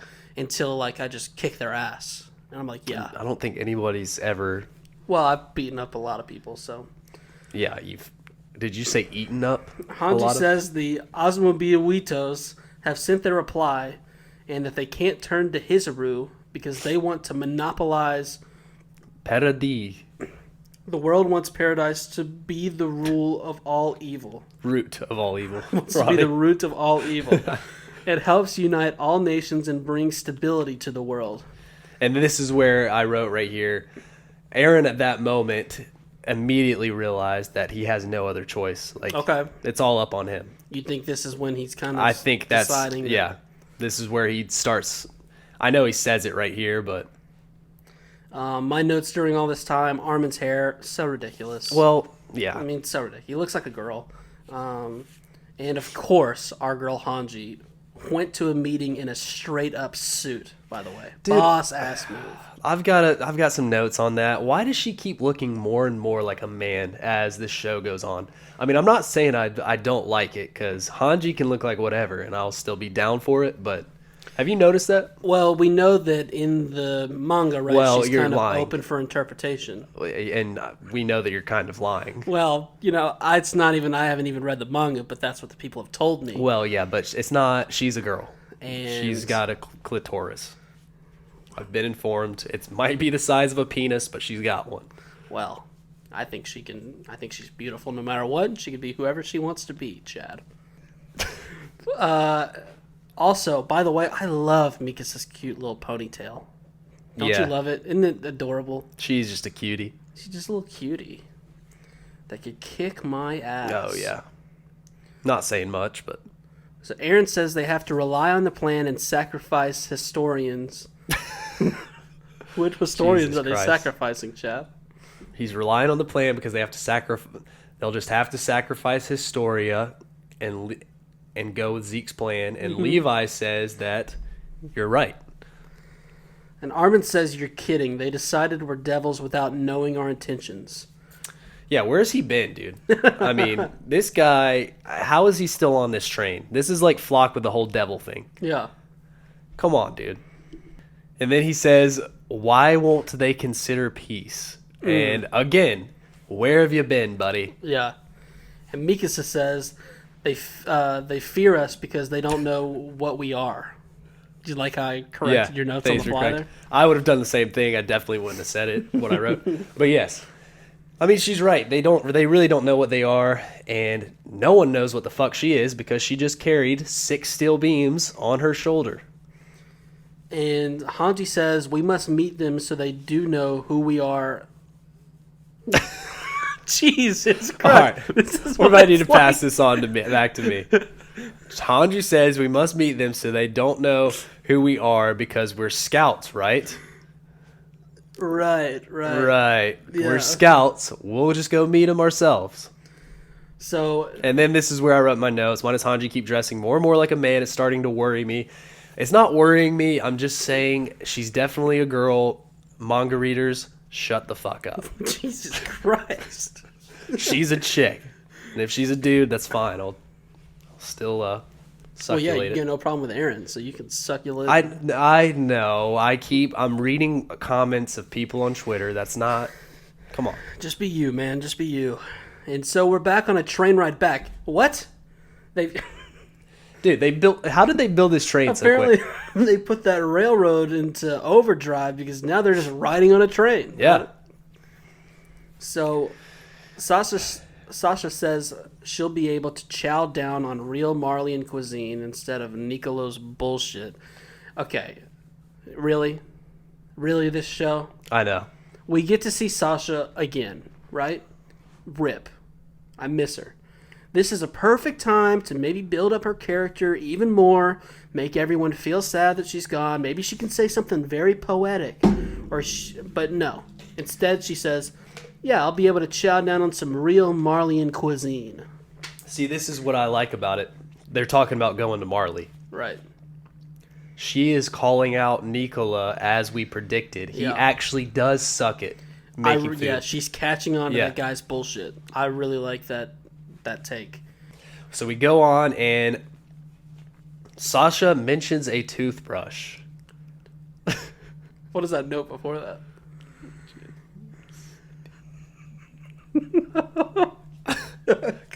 Connie mentions, that. So Sasha mentions a toothbrush. And I was like, "How? I never seen them brush teeth, so I guess they know We about." have not seen so much in this show. Like, yeah, I've never seen them poop. I mean, I know they've talked about it. That one I'm giving a pass on because Levi's talked about poop so much. But have you ever seen them poop? Well, we haven't. Which show have you seen them poop, Chad? There's a few. Dumb and Dumber. Is that a show? No. Well, it's a film. I guess you're right. Jeez. No, but there's no talk about like drugs, which is kind of there is. What? Alcohol. Alcohol's a drug. Booze. Oh my They're God. boozing up all the time. This guy. I'm talking about the kind of drugs that you did last night.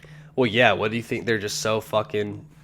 I mean, dude, they had horses. Do you think they really were growing fucking marijuana plants? In a big world like this, there's no way that Connie's not, finding a way to get high. Connie? Well, he is a dude. Him and Sasha do have all the characteristics of stoners. Peak is on. Peak is on it, but Marley definitely has weed. Sasha and Connie, they're both idiots. They lose train of thought, sign of weed, and Sasha's always hungry, sign of weed. And she's dead. Armin somehow still has high hopes and says if the world knows that we want peace, maybe something will change.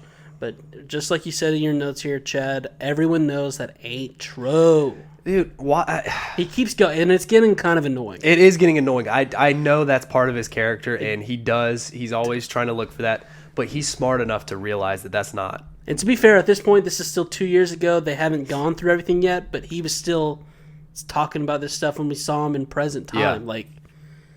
More on Armin in a second. Aaron says he's got 5 years left, so they need to decide who inherits his Titan. Dude, I thought this was a pretty crazy scene, just the fact that Aaron was even discussing this. Right. No, that's true. The fact that that he's even thinking about that this far in advance. And of course, Mikasa says that she will. And Jean, thinking logically, says that we don't know what the acronyms are, and it'll hurt Hizuru if you do that for whatever they've got intended for her. Yeah, and I mean, that's just, I know Mikasa's going to always say something like that as soon as Aaron talks, but it would be stupid for her to be the Titan. Jean says that he will, and because he's way smarter than Aaron. Instead of a suicidal maniac, he's a gifted leader who shows good judgment in all situations, but he hates getting at Aaron's hand-me-down. Holy shit, Jean. I mean, this is typical Jean just being this is like season 1 Jean being a fucking doucher. I know. That kind of made me... I was kind of upset at this part. Because I felt like Jean had grown a lot. Well, he has, but... him and Aaron's banter, that stays. That, to me, is great about Jean, about how they seem to have come to, a common respect for each other, and they trust one another. But he's always going to rip Aaron. But the way that he talked about this, I feel like he's come farther. No, he has grown.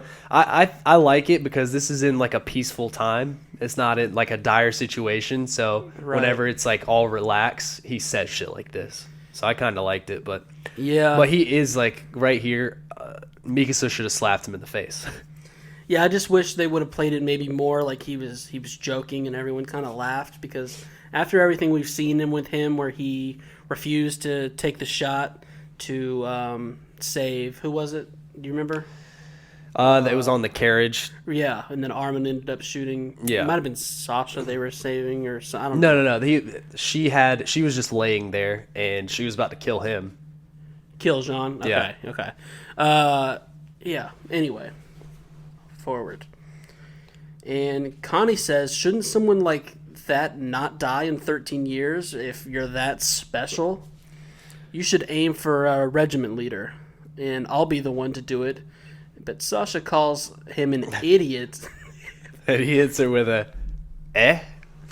How did you spell... well, the O and 0 are pretty close, so I'll let you buy on that. But I love how he just hits her with a, eh?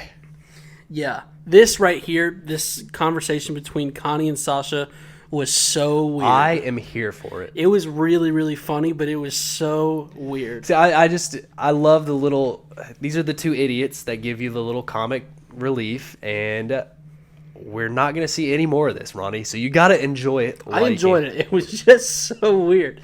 She says, we can't leave such an important role to an idiot. The most realist thing she's ever said. Yeah. Another, eh? And Sasha says, she'll do it. You can trust her, and she has combat experience. Process of elimination, it's her. Yeah, I liked that. Let's talk about this real quick. Who would you want Aaron to pass it on to? Okay, I would have to go with... I gotta go with Jean. I'm the same way. Yeah, I think I gotta go with Jean. Especially if, like, Hanji and Levi are around, because I agree that Jean would make a good, like, regiment leader, like we kind of saw him doing in Marley, but when he talks like a dick like this, he doesn't necessarily 100% mean it. That's just kind of how he is. If he had the actual, like we've seen, anytime he actually is in a dire situation, he always comes through. Yeah, for sure. What about you? I'm the same way. I mean, definitely not Connie. He is an idiot. Sasha, she's dead. But if she wasn't dead, I would still say no, because she's kind of an idiot like Connie. And Mikasa, like, nah, you're an Ackerman. Fuck out of here. Yeah. You'd be too OP. So Sasha's kind of questioning why she just said that out loud, because she's saying she sure doesn't want to actually be a Titan with a real shaky hand. And Connie says, you said an idiot couldn't do it. Oh, God. And then hits... he hits her with another, or she hits him with a, You're more of an idiot than I am, so you're contradicting yourself. Huh? Huh? There's just a bunch of ha's and them looking at each other super confused. So then... Yeah, I'm not sure. The more I think about it, I definitely shouldn't have shipped them. It's just not... Thank you. I needed to hear you say that. I appreciate that. Then we get down to the nitty-gritty emotional part of this, because Aaron says he doesn't want any of them to inherit it. Jean asks why, and he says they are important to him more than anyone else. That's Aaron saying that. He wants them to live long, happy lives. Dude, this just... Damn. And a tear. And they all start blushing, and John acts up whenever he gets in his feelings. Yeah, Jean always, whenever something serious like this is said, we saw it with Connie and Sasha on the Zeppelin. He always starts getting a little too frazzled, and he tries to detract from it. Yeah.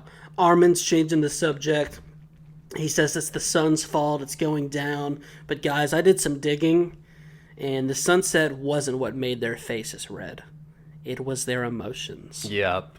Heart sign. Aw. This was so cute. It really was. And Aaron has always been like this, dude. He was so devastated in season 1 anytime...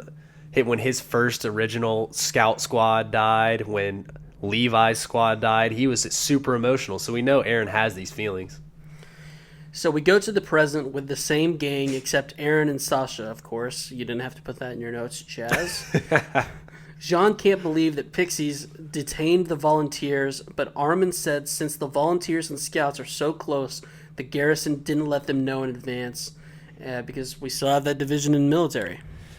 Yeah, which It's so fucked up, dude. Honestly, like, they should just let the scouts take control of everything. Like, it's kind of fucked up that the garrison and the military police even have a say anymore. I just don't even know what the garrison and military police are doing anymore. Yeah. The scouts are the one going over there. They're the ones building the railroads. Yeah.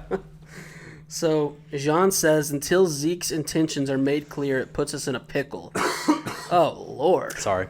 And Aaron suddenly is on board with the Zeke.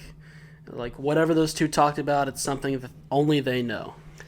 Yeah, that's scary to think. So they know that Aaron and Zeke talked alone. Yeah, Aaron's getting into their head because they're like, we don't know. You know, like right here, Connie asked them that it looks like Aaron wasn't even him. And, like, if he's siding with his half-brother over us, we've got to prepare to cut him down. Yes, that's pretty nuts. Connie, this is where I really liked Connie's thinking. Hey, you were celebrating Connie here. I was. He's an idiot, but right here, he's not an idiot. He's thinking level-headed, and he's like, Aaron's becoming dangerous. Look what he just did. And Mikasa, I know she's in love with him, blah, blah. But she even said, you just killed all these civilians and children. You did this without us knowing. Like, at some point, you got to be like, all right, he's a little too out of hand. We might have to strike him down. Yeah, and of course, Mikasa panics at this. She's saying no. And they ask her if she's siding with him too, but she says it won't come to that because Aaron cares about them more than anyone else. What do you think about that? I still think he does. I really still think he does. I know a lot's probably gone on in 2 years, but we just saw that scene where he's like, he still feels that way. Now, everyone else, fair game, possible. Like, I don't know if he cares about anyone except for maybe like the 8 people. Like the 6, and, well, of course, and even Sasha's though he did that now. to Hanji, I still think he cares about Hanji too. Oh yeah, I do too. Now is he a dick now? Yeah. Mikasa says he cares too much, but Jean says no, that's not it. No matter how strong you were, the old him tried to keep you off the front lines, but he made Armin destroy the port and us fight. Us, the ones he called important. Mikasa says he trusts us because he couldn't do it on his own.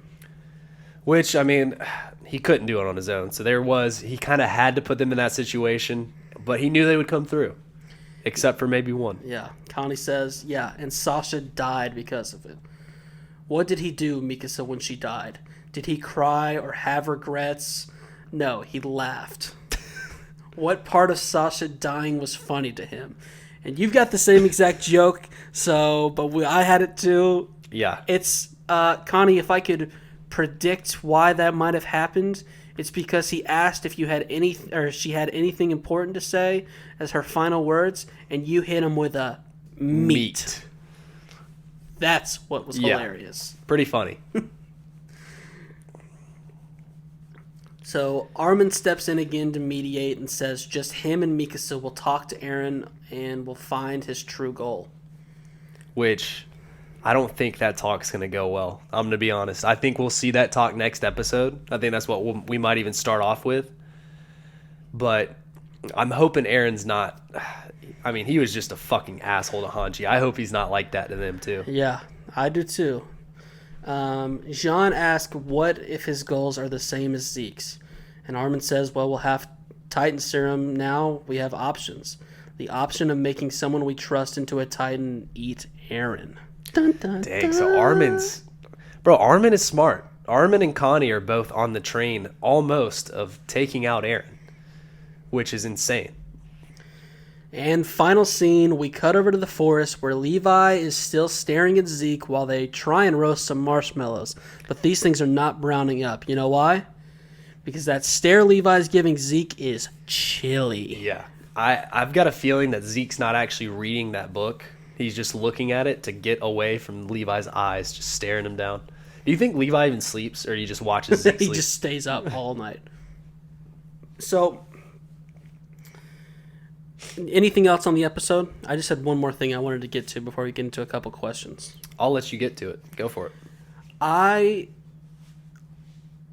want to see more from Armin, and I'm glad that he had this conversation right here at the end of the episode that kind of made it seem like he's going to have a talk with Aaron, and, if Aaron isn't quite right, he's willing maybe to do what's needed. Just think about how much he's changed since he inherited the Colossal Titan.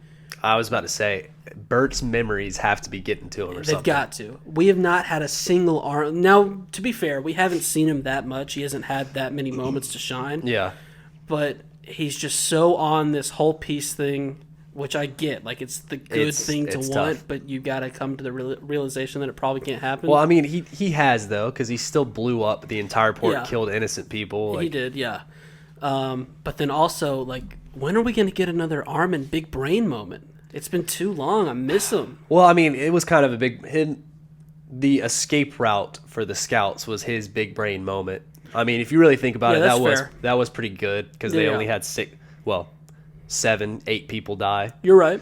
So that was a pretty big brain moment. But other than that, like I'm worried that Bert's memories are getting to him too much because we know he's got a soft spot and he's probably seen how they were treated as kids or something as soon as they inherited it. All right, so what do you say we get into one of our new segments? Let's do it. It's called Ask a Little Something to Ronnie and Chad. All right. Our first piece of feedback came from a friend named Paul who emailed us at thepodcastchronicles@gmail.com. Paul. And this one's just near and dear to my heart, Chadley, because he asked, where did you guys meet? Oh. A little Ronnie and Chad question here. Do you want to get to that? I'll let you start it. So we've known each other for a long-ass time. I believe, and I don't even really know because our parents knew each other. Like my mom went to high school with your dad, so they knew of each other. Your dad was kind of a loser. My mom was kind of like just awesome. The shit. Yeah. And but the first time I remember really hanging out with you was when we were just little bitty tykes, and when my mom went to go to work, she would drop me off at your aunt's daycare. Yeah.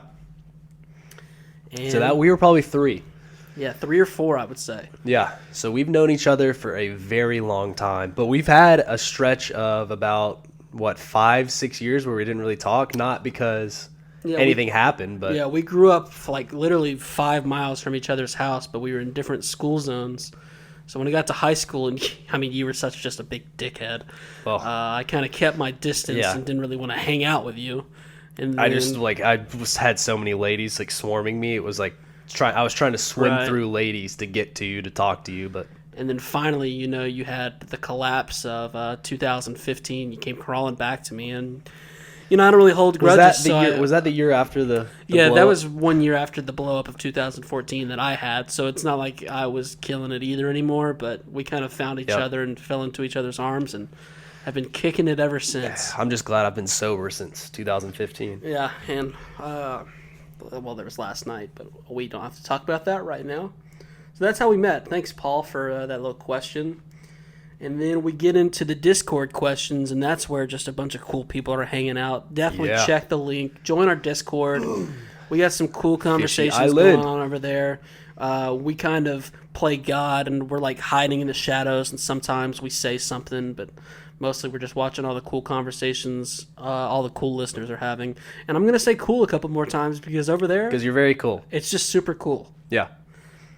I believe I'm going to attempt this guy's name as Tyler Rocks. It says Tyler Ox. Like there's just one R, but I'm assuming he's going for like that R can play both ways. Yeah. He says, what's your favorite video game franchise? Whoa. That's a great question. And then a secondary question, he says, would you two ever be willing to stream some games on Twitch? Go ahead and tackle that one. I mean, maybe eventually.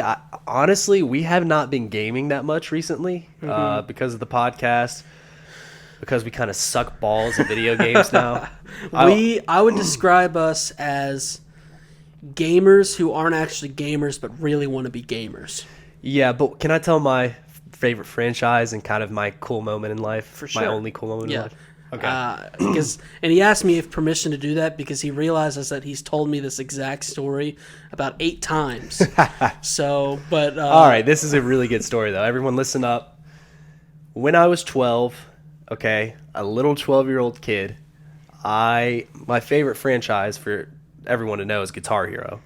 So when Guitar Hero 3 Legends of Rock, the best Guitar Hero that came out, I was playing that. That was when it was probably the biggest it's been, the franchise. And I went to a contest at 12 years old.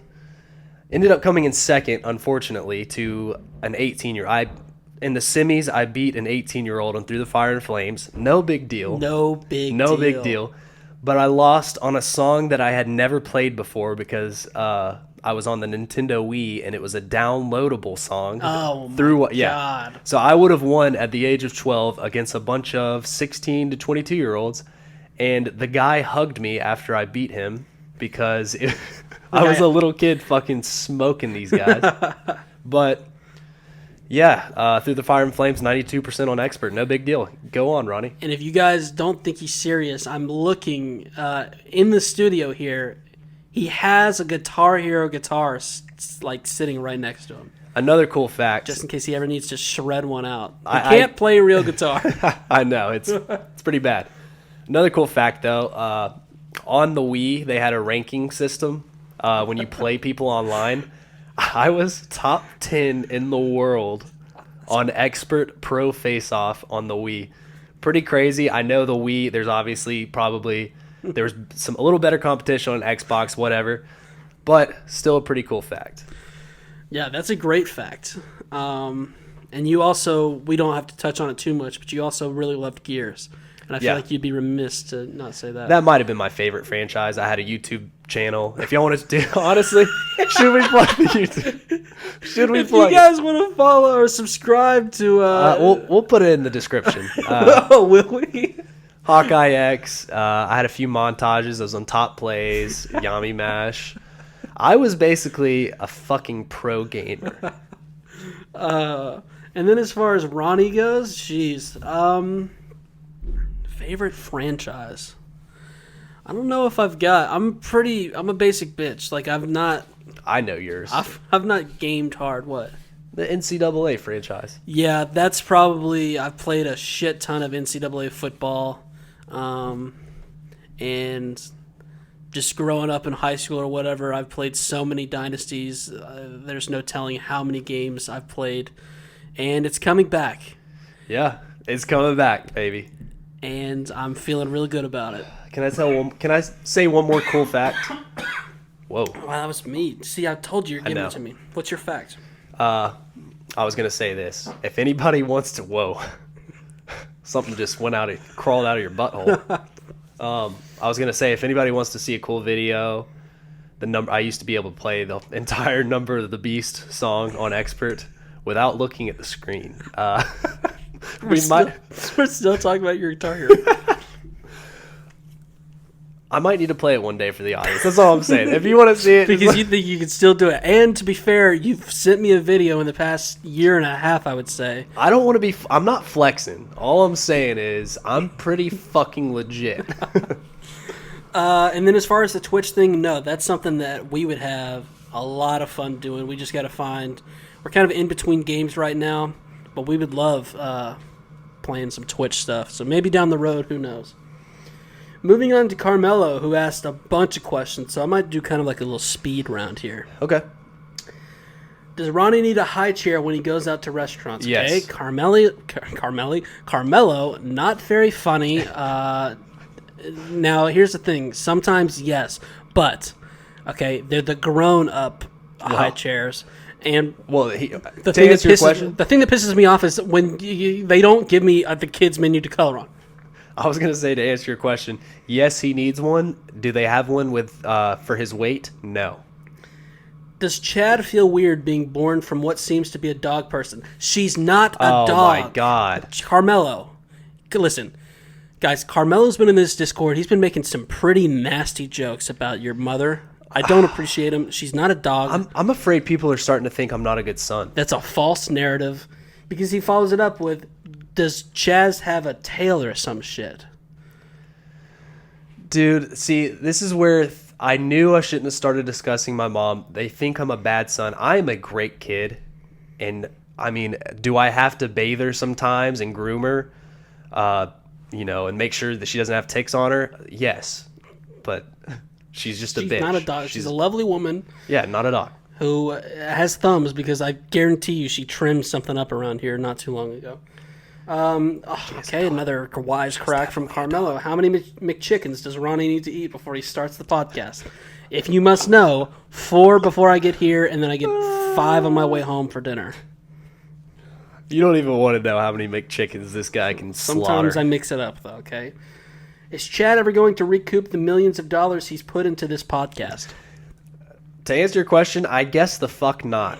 This guy across from me told me we were getting all these donations, that we had awesome fans who would love to donate to the pod. I thought he was being serious, but apparently we got fans that don't even care about us. Unbelievable. It's unbelievable. I mean, I felt like we did such a great pitch for our potential Patreon last week, and no one said a thing about it except for one person. And I tell you one thing right now, we're not delusional enough to think too many people would want to sign up for a Patreon, but one is certainly not going to recoup his $1 million. And then this is a great question for me. He says, is Chaz a bad businessman in Ronnie's opinion? Yes. Are we going to get video feeds for the podcast? I know for a fact one of you has a cell phone that records a video. Well, hey, what kind of show you think we're running over here, Carmelo? What the fuck? Cell phone camera. No, if Ronnie and Chad are going to do it, we're going to do it upright. We've made minor improvements as we've gone on through this podcasting journey, and I would say videos is what we are hoping for next, but those, we want to do it right, so it might be kind of expensive, so we're just saving up, and we're going to see what happens. It's like $50 a month to watch those. So thanks for the question, Carmelo, but quit being problematic. Rugels, he says, hi, just want to know that since Attack on Titan only has a few episodes left to air until, now you're like this, a presumable break. Thank you, Rugels. If you guys, he wants to know, or they're wanting to know, if you guys are still planning to cover Jujutsu Kaisen, take a break, or create some kind of poll for people to vote, which show you're going to cover, just kind of what we're doing next. Dude, I kind of like the poll idea. The poll is a good idea. We've talked about this a little bit because we're definitely doing something after this. It sucks hardcore because so far the feedback we've gotten is to do Jiu-Jitsu. Am I saying it right? I have no clue. And we've got one or two comments about The Promised Neverland. And when I say it sucks is because it's airing now. Yeah. And in a perfect world, it's like this on Attack on Titan where we could have just backfilled the first season and then covered it as it aired, and now timing kind of screwed us over. But this is something that we'll be talking about more as we get further into Attack on Titan. Yeah. I do like the poll idea, and any suggestions that you guys send our way would be fine. You guys can talk about it in the Discord. Well, for the next couple weeks, we can see what's the most suggested and then make a poll about it. And then I'll just say this, what we're looking for the main show. We might do other podcasts down the road where we cover things that don't fall under this umbrella. We're looking for a show that is still airing, that we could do like this week by week coverage at some point. Doesn't have to be right now, but we'll have a future season, and is deep enough to where we could have our funnies but also deeper conversations. Yeah. So that's kind of why some people have said My Hero, and you've watched My Hero. I've seen a few episodes, and that's a cool show, but we're not sure how much we can get out of, especially covering kids, that episode and by episode. I'm worried about you when it's about a bunch of kids. Yeah, apparently I'm worried about myself too. So let us know. Good question. Colossal Titan says, now this is taking us back to this episode right here. Do y'all think that Eren is the father of Historia's child? So, hint one. They said that the farm boy liked to throw rocks. Yeah. Hey, pretty good hint. Hot take here. Mr. Zeke Yeager himself is the Fajer. And honestly, why the hell would I even need to even say what I think if that's the facts that Chaz is going to God, I would all love that over your plot face. twist. Zeke just plowing Horstoria. Final question. Carmelo got in there one last time to ask, who do we think would win in a wrestling match, Chad or Ronnie's Mika Sapillo? And I mean, the way that this guy's down on hard times over here right now, easy. My pillowcase. Yeah, I would say so too. I would just have a raging boner the whole time. Because if the real Mikasa can carry 19 steel beams across a screen, what can the pillowcase do is what And I would trust say. me, I don't want to touch it. I don't know what sticky stuff this is already on it. You definitely don't want to touch it. But that is the end of this podcast episode. Listen, Chad looks so ridiculous. I've talked about it so much this episode. I'm going to snap a pic, put it on Twitter. I'll upload it to the Discord. Join the Discord, people. Join it. And hey, next week I will discuss one of my stories from this weekend. I feel like this one's running a little too long. This one's running long, so we're going to have to... We'll start it off next week with a little story time. That'd be great. Follow us on Twitter at Podcast Chronic and subscribe to us on all the podcast channels on YouTube. Give us that thumbs up. Email us Smash that like button. and email us at thepodcastchronicles@gmail.com. Thanks for listening. We'll talk with you next week. I've been Ronnie. And I've been Chatty. Sorry this was such a shitty episode. Let's go. Peace. We suck.